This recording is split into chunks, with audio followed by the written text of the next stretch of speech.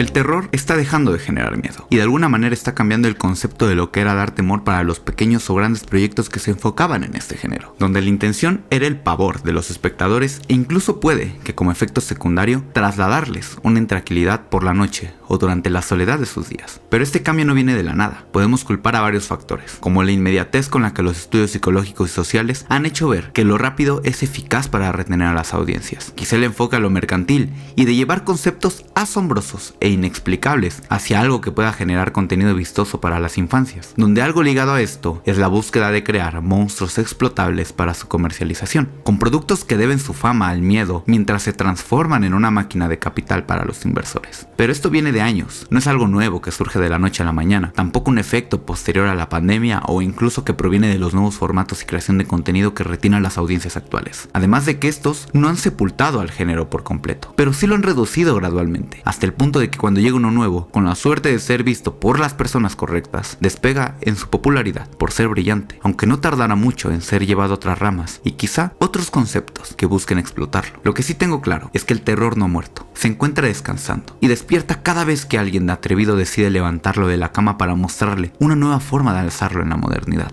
Pero lo siguen sedando porque la creación de contenido vistoso ha cambiado y a su vez lo que le impulsa ya no es lo que funciona para mantener el ojo en pantalla.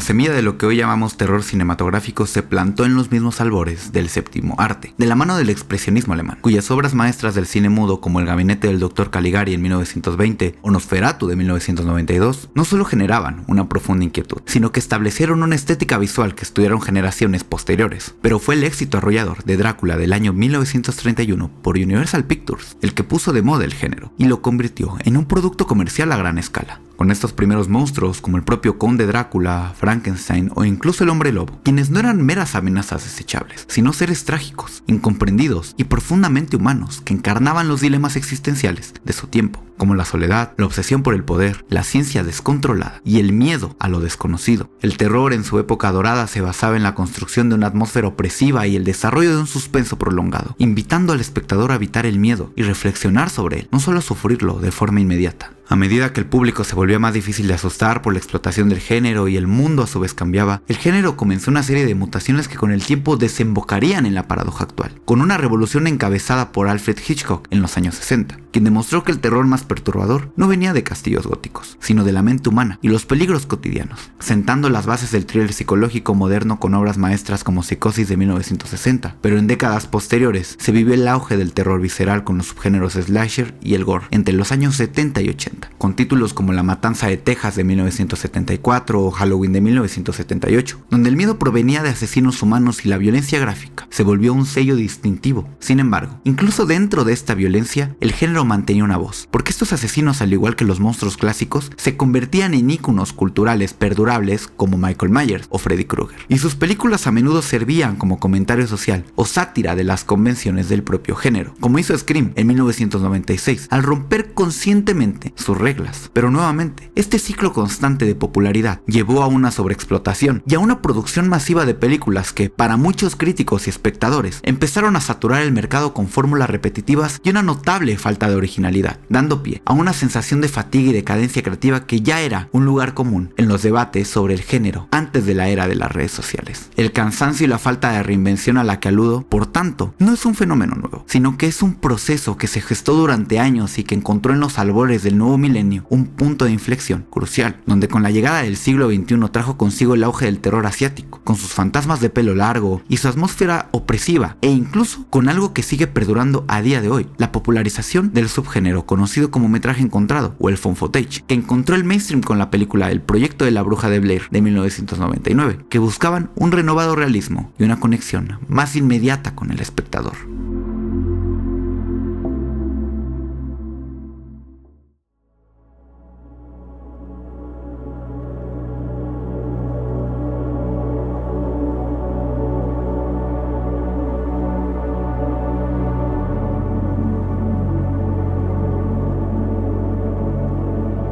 La industria de los videojuegos se volvió otro pilar fundamental del entretenimiento de terror del siglo XXI, porque revolucionó la forma en la que sentíamos este miedo, transformando al protagonista de las películas en nosotros mismos, quienes controlábamos lo bueno y lo malo que ocurría. Comenzó su propia evolución, con títulos como Resident Evil de 1996 o el estandarte actual del terror psicológico en el medio, Silent Hill de 1999. Establecieron la fórmula de los survival horrors clásicos, basados en la vulnerabilidad del jugador, con una gestión de recursos limitados y una atmósfera opresiva que prolongaba la tensión. Pero pronto el género en los videojuegos también viró hacia nuevas formas de miedo, e incluso los títulos de renombre antes mencionados llegaron a un punto de estancamiento, dejando de ser pilares del género y cambiando a otros géneros, probando cosas nuevas, porque una vez más, el ciclo de explotar lo que funcionaba terminó de desgastar a los jugadores, quienes no se sentían ya sorprendidos con las mecánicas que se les presentaban una y otra vez en diferentes juegos. Pero hubo un boom, acompañado de otras empresas más pequeñas, con exploraciones a la forma de hacer sentir miedo que eliminaron la capacidad de atacar y obligaron al jugador a huir y al ocultamiento, como lo vimos en juegos como Amnesia de Dark Descent de 2010 u Outlast de 2013. Pero este cambio, si bien fue efectivo, también allanó el camino hacia una experiencia de terror más inmediata y mecánica, que encajaba perfectamente con las dinámicas de consumo rápido que la era digital estaba gestando, con sustos más comunes, escenas viscerales más choqueantes una tras otra y con un poco tiempo permitido para que el jugador reflexione o incluso procese por qué le daría miedo esto, llevando a un terror fragmentado y adaptado a nuevos formatos, perdiendo en el proceso parte de su espesor narrativo y su capacidad de construir un horror duradero en favor de la intensidad y el impacto momentáneo. Volvamos un momento a las películas, pero también a los juegos, porque los medios artísticos siempre se han complementado y lo que funcione de un lado, si es bien ejecutado, puede funcionar en el otro. Durante 2014, con el apogeo de Five Nights at Freddy's y los años posteriores, ayudaron a popularizar lo que hoy cada estudio busca replicar, una manera de crear iconos de mercancía más que figuras, que resuenen en tu mente, con nuevos personajes como Puppy Playtime e incluso el payaso Bart de la película Terrifier de 2016. No es algo nuevo, porque aunque Scott Cawthon supo llevar a cabo estas ideas, incluso puede que modificando su primera visión por un público que pedía desventuras en animaciones hechas por fans y peluches adorables, ya se vivió anteriormente. Si buscamos el arquetipo fundacional, debemos retroceder hasta las décadas de 1920 y 1930, cuando Universal Pictures creó lo que hoy conocemos como los monstruos universales, que no solo definieron el género del terror en su época, sino que establecieron el primer modelo de franquicia cinematográfica de horror. Y lo crucial aquí es que, aunque no fue un plan inicial, estos personajes se volvieron tan icónicos que el estudio capitalizó su popularidad de manera masiva, y donde la emisión de sus películas en la televisión a finales de los 50 reavivó el interés y lo llevó a toda clase de audiencias, dando paso a una verdadera fiebre por los monstruos en los años 60, porque en esta época se convirtieron en una línea de productos que incluía desde disfraces de Halloween, novelizaciones y cromos, incluso con kits de maquetas de Aurora Plastics que vendían miles de unidades. Estos monstruos trascendieron la pantalla para convertirse en las primeras mascotas de Halloween, apareciendo en series animadas e incluso en cajas de cereales, demostrando que el miedo,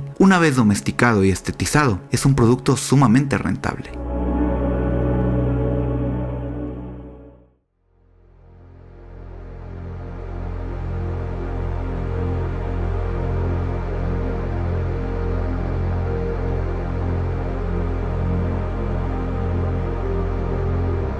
Estas semillas prepararon el terreno para la involución que describí al principio. Un proceso donde la propia estructura del miedo se ha visto modificada por la inmediatez y el consumo rápido de contenido. Un fenómeno que ciertamente no comenzó con TikTok, pero que esta plataforma ha impulsado de forma exponencial, porque el triunfo del algoritmo en nuestras vidas es el triunfo de los valores más conservadores. Apostar por lo seguro, por lo que dará dinero, por el éxito fácil. Y en el terror, esto se traduce en una dependencia cada vez mayor del jumpscare o el susto repentino. Un recurso que otorga una dopamina fácil al espectador, pero que, usado sin medida, destruye la capacidad del género para generar un miedo más profundo y psicológico. Pero no todo está acabado. Existen obras que buscan reivindicar el terror y muchas otras que lo exploran nuevamente desde lo que los hizo grandes. Silent Hill actualmente está viviendo un apogeo en la búsqueda de nuevas experiencias desde el éxito de Silent Hill 2 Remake, con un nuevo juego increíble y una atmósfera que vuelve a redimensionar los espacios japoneses en Silent Hill F, y un último nuevo título que busca explorar ahora desde la primera persona estos apartados. Videojuegos que exploran la estética de la PlayStation 1 con gráficos que terminan de llenarse dentro de nuestra cabeza, y cual libro, cada uno experimenta el terror por medio de la imaginación con la que los jugamos. Adaptaciones de los mismos como Iron Long del youtuber Markiplier, que en su fidelidad marca una nueva forma de escribir historias. y quizá redirigir a la audiencia nuevamente a las salas, mismo efecto que en redes sociales se ha visto que logrará la película de los Backrooms, con historias que apelan a lo antiguo, lo que hizo grande al género en primer lugar, pero que vistas desde lejos, si ponemos en un mar a todas las producciones que se han hecho, no formarían ni un barco al lado de las grandes islas de mercadotecnia. Los monstruos de antaño son símbolos trágicos y memorables que se han vuelto desechables, concebidos para generar un impacto viral inmediato en redes sociales y,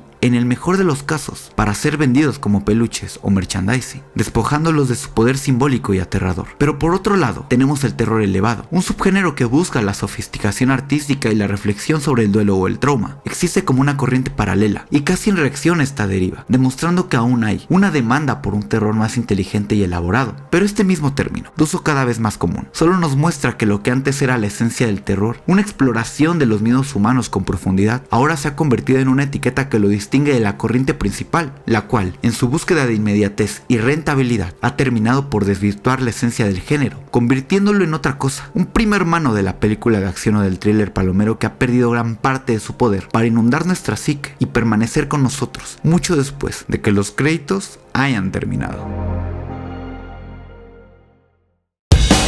La lluvia que ni nos espera, los dos juntos en primavera. La luna se nos va acercando y pienso en todos los problemas. Se nos fijan los sistemas, son retrógrados, sumido en llanto y quiero frontear, pero yo